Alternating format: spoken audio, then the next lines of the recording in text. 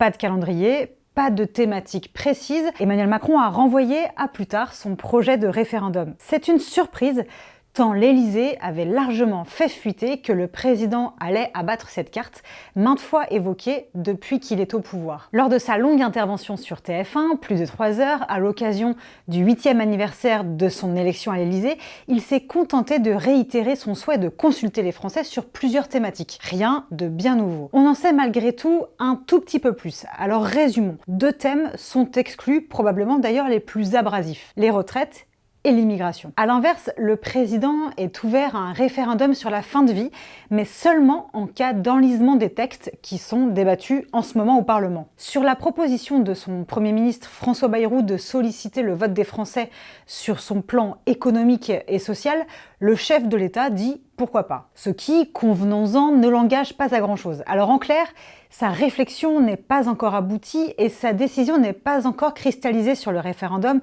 comme s'il hésitait à véritablement sauter le pas. Il faut dire que le référendum est un outil qui peut se retourner contre celui qui le convoque, et ça, on l'a déjà vu par le passé. On serait alors en droit de s'interroger sur la finalité de cette performance télévisuelle. Emmanuel Macron, finalement, a voulu théâtraliser son grand retour sur la scène nationale et convaincre les Français qu'il n'avait renoncé à rien, en oubliant sans doute un peu trop vite que sans majorité, il n'est plus en mesure de gouverner.